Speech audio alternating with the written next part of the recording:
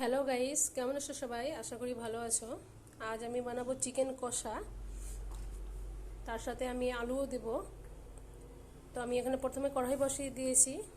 কড়াইয়ে এবার তেল দিয়ে দেব। কড়াইয়ে তেল দিয়ে দিলাম। তো কড়াইয়ে আমি তেল গরম হয়ে গেছে, পেঁয়াজ আর তেজপাতা দিয়ে দেবো।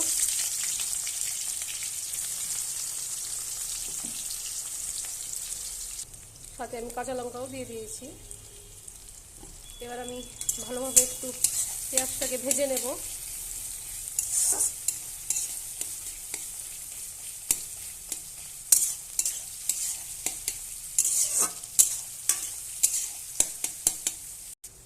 তো বন্ধুরা, আমার এখানে পেঁয়াজটা হয়ে গেছে ভাজা।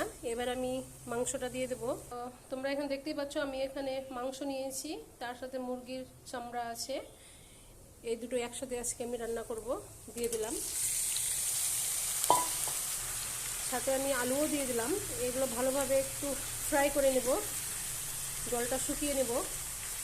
আমি এগুলো একটু ভালোভাবে একটু ভেজে নেব।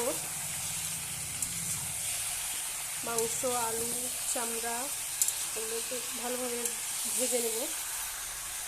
তো এখানে আমার মাংসটা জল শুকিয়ে গেছে, একটু জল শুকিয়ে গেছে। এবার এক এক করে আমি সব মশলা দিয়ে দেব।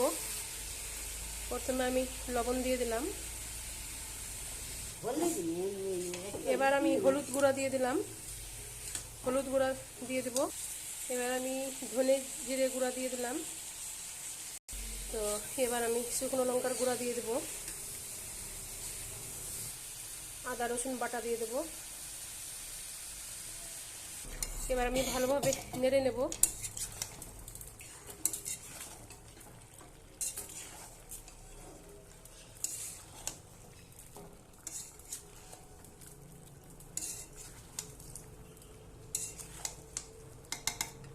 তো ভালোভাবে আমার নাড়া হয়ে গেছে। এবার আমি ঢেকে দেব।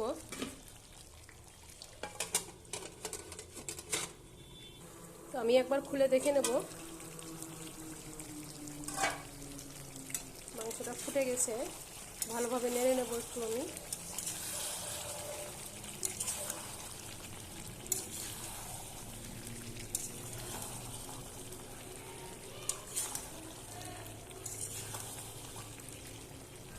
তো আবার আমি ঢেকে দেবো মাংস। তো আবার আমি খুলে দেখে নেব। একটু ধরে নিয়েছে। আমি এখানে গরম জল ব্যবহার করব। একটু আমি গরম জল দিয়ে দিলাম। এবার আমি ভালোভাবে একটু নেড়ে দেবো।